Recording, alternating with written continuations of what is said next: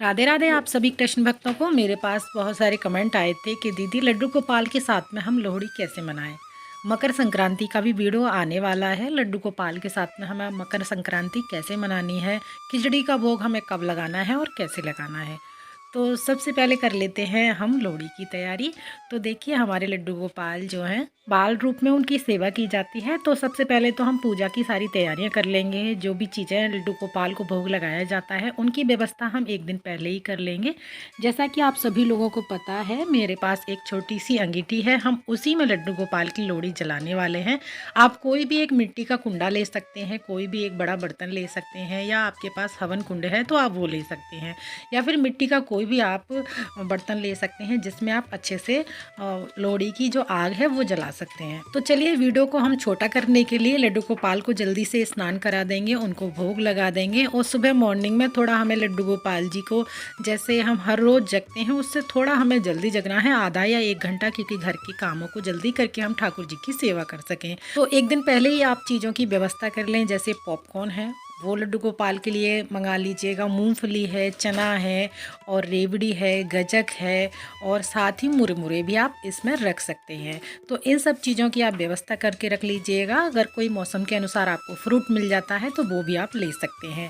तो मैंने यहाँ पर लड्डू गोपाल को स्नान की तैयारी कर ली है। हल्के गुनगुने जल से ही हम ठाकुर जी को स्नान कराएंगे और उनके वस्त्र निकाल लूँगी मैं। जब मैं वस्त्र पहनाने के लिए ठाकुर जी के लिए वस्त्र निकालती हूँ बहुत ज़्यादा कन्फ्यूज़न हो जाता है, क्योंकि मेरे पास पहले एक लाला थे, फिर 2 आए, फिर 3 आए। तो ऐसे ऐसे करके उनकी मैचिंग की ड्रेसेस बहुत कम हैं। अलग अलग कलर की, अलग अलग रंग की मेरे पास ड्रेस मिलेंगी ठाकुर जी की वूलन की। अभी कुछ टाइम से 2 साल से मेरे पास ये तीनों लाला है, तो तीनों लालाओं की अब मैं मैचिंग ड्रेस बनाती हूँ। जब हम मैचिंग ड्रेस तीनों को पहनाते हैं ना बहुत सुंदर लगते हैं, बहुत क्यूट लगते हैं मेरे लाला। तो चलिए मैंने यहाँ पर इनको स्नान करा दिया है। अब एक हम टॉवल से पोंछ लेंगे, उसके बाद में इनको मैं वस्त्र धारण करा दूँगी।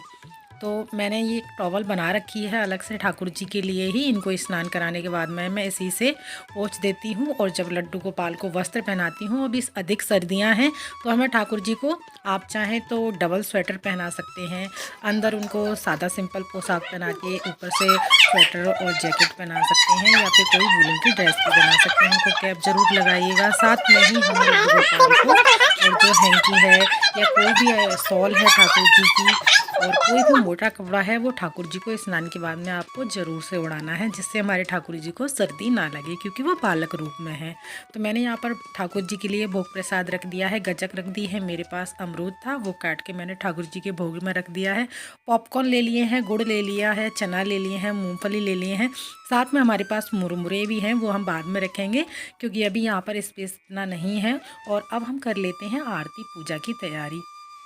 और मैंने यहाँ पर जो हमें लोहड़ी जलानी है उसकी भी व्यवस्था कर ली है। मैंने यहाँ पर तुलसी की लकड़ियाँ ली हैं, आप चाहें तो आम की लकड़ियाँ भी ले सकते हैं, या कोई और अगर पेड़ की, वृक्ष की आपको लकड़ियाँ मिल जाती हैं तो वो भी आप ले सकते हैं।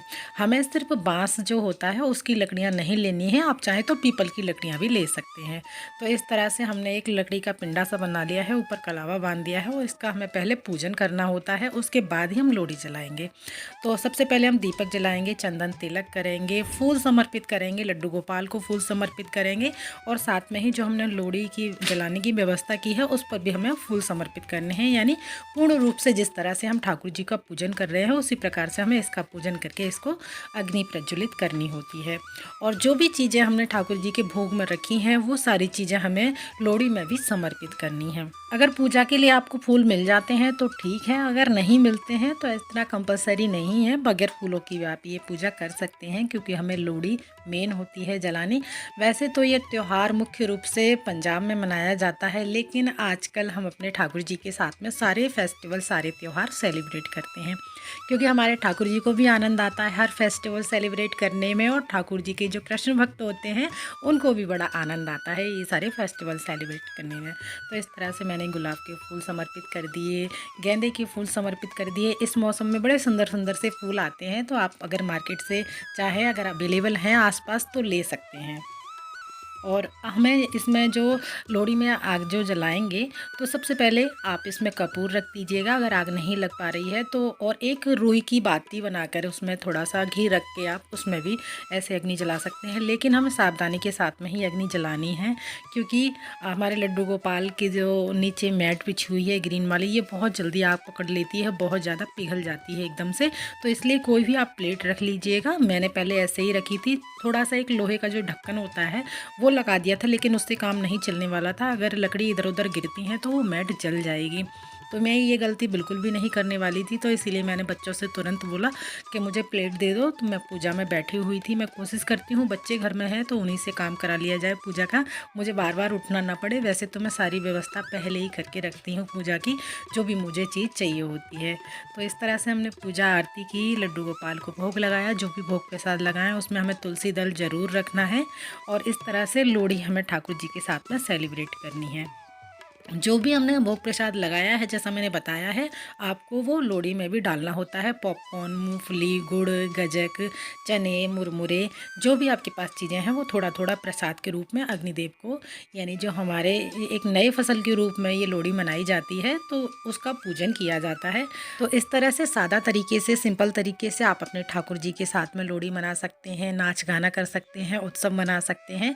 और इस तरह से मैंने पूजा आरती की और ठाकुर जी को थोड़ा सा गा के भजन सुनाया, उनके सामने नृत्य किया। और हमारे ठाकुर जी ये सब ऐसी क्रियाकलाप देख कर के बड़े प्रसन्न होते हैं, बहुत खुश होते हैं। और साथ में हमें तो आनंद आता ही है, हमारे ठाकुर जी को तो और डबल आनंद आता है। मैंने यहाँ पर तुलसी की लकड़ियों का ही प्रयोग किया था। मेरे पास बहुत सारी तुलसी की लकड़ियाँ हैं, क्योंकि जब तुलसी महारानी जो है सूखी डंडियाँ हो जाती हैं उसकी, तो मैं इकट्ठा करके एक पॉलीथीन में रख लेती हूँ, क्योंकि पूर्णमासी को और एकादशी को मैं तुलसी का दीपक जलाती हूँ। और शुक्रवार को आप चाहें तो जला सकते हैं, गुरुवार को आप चाहें तो जला सकते हैं। थोड़ी थोड़ी चीज़ें मैंने प्रसाद के रूप में लोहड़ी में समर्पित कर दी हैं। और उसके बाद में हाथ जोड़कर हम ठाकुर जी से प्रार्थना करेंगे और साथ में ही थोड़ा सा हम ठाकुर जी को अग्नि दे देंगे, यानी उनको गर्माहट दे देंगे इससे। और हमें ठाकुर जी को दक्षिणा ज़रूर से देनी है। इन दक्षिणा से आप अपने ठाकुर जी के लिए कुछ ना कुछ ज़रूर लेकर के आएँ, या फिर आप पूजा का कोई भी सामान ला सकते हैं।